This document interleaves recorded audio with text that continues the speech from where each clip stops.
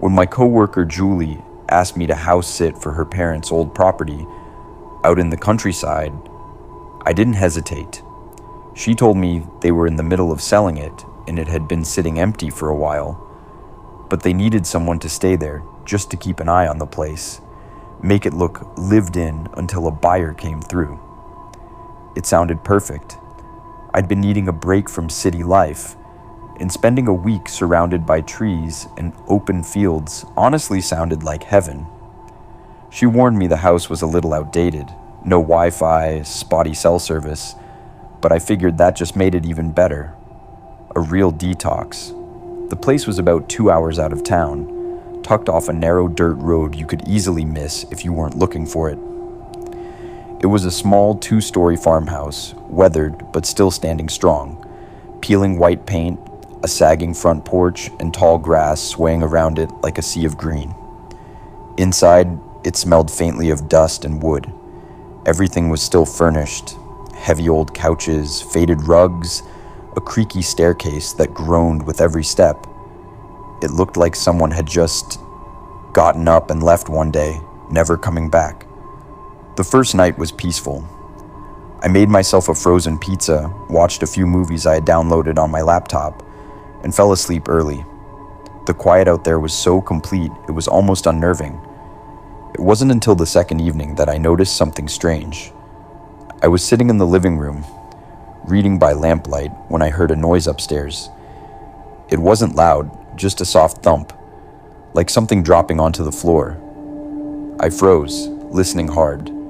Maybe the old house was just settling. But a few minutes later, there it was again. Another soft sound. And this time, I could have sworn it was footsteps. Slow, deliberate, right above me. I grabbed the flashlight Julie had left for me and cautiously made my way up the staircase, every board creaking under my weight. At the top, the hallway stretched into darkness. There were 3 bedrooms, one on each side and one directly at the end. I checked the first 2. Empty, dusty beds, old dressers, nothing out of place. But when I pushed open the door to the last room, something caught my eye. In the far corner, partly hidden by the shadows, was an old rocking chair, and it was moving, just slightly, rocking back and forth as if someone had just gotten up, moments before I arrived. I stood there, flashlight trembling in my hand, watching that old rocking chair move. It wasn't moving a lot, just a slow, subtle creak back and forth, but there was no mistaking it.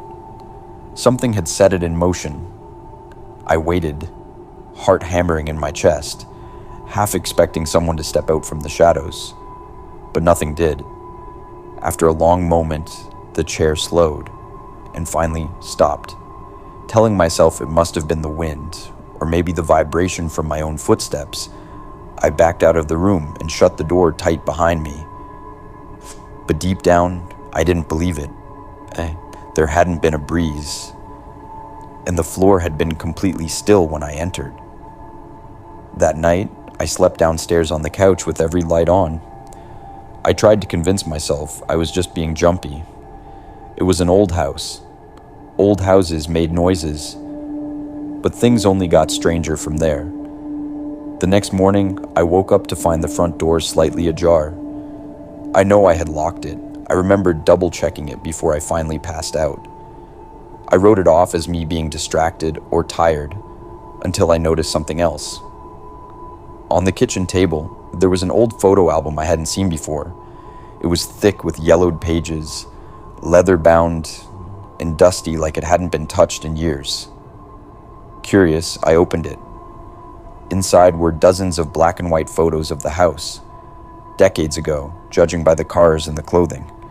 There were family portraits, a stern-looking man with a full beard, a woman in a stiff dress, and 3 children. But as I flipped through the album, I noticed something that made my stomach twist. In nearly every photo, standing a few feet behind the family, sometimes almost hidden by a tree or a doorway, was another figure. A man, tall, thin, and somehow blurry even in the still image.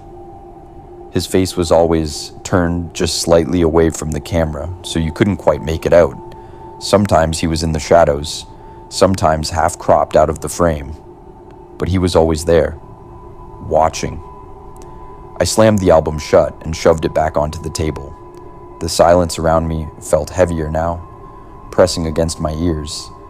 I suddenly had the feeling, the overwhelming certainty, that I wasn't alone in the house, and when I glanced toward the staircase, I saw it, the faint outline of someone standing at the top of the stairs, just beyond the reach of the light. For a long moment, I just stared at the dark figure at the top of the stairs. It didn't move. It didn't say anything. It just stood there, still as a statue, like it had been waiting for me to notice it. My mouth went dry. I fumbled for my phone, but my hands were shaking so badly I nearly dropped it. When I finally got the flashlight back on and aimed it toward the staircase, the figure was gone. I didn't think. I didn't hesitate. I grabbed my car keys off the table and bolted for the door. As I stepped outside, the cool night air hit me like a slap. The house seemed to loom behind me, heavier and darker than it had before, as if it resented my leaving. I didn't even bother gathering my things. I sprinted to my car, slammed the door, and peeled down that dirt road, the tires throwing up a cloud of dust behind me. I didn't stop driving until I hit the main highway, where the steady lights and distant sounds of traffic made the memory of that house feel almost dreamlike. Later, when I met up with Julie to return the keys, I casually mentioned that the place had given me the creeps. I didn't tell her about the figure, or the rocking chair, or the strange heaviness that had filled the air upstairs. She laughed it off, saying the house had always felt a little off, but it didn't really matter anymore. A buyer had made an offer while I was staying there. The house had officially sold. I asked, half joking, if the place had any unusual history. Julie hesitated, then shrugged like it wasn't a big deal. Well, the original owner, the guy who built it, went missing decades ago. They said he just walked into the woods one day and never came back. Some people think he didn't want to leave the house to anyone else. Her words stuck with me longer than they should have, because when I think back to that moment at the top of the stairs, I don't remember feeling like I had stumbled into someone else's space. I felt like I had been seen, and whatever was standing there, it wasn't planning to follow me. It belonged to that house, and it would stay there, watching, long after I was gone.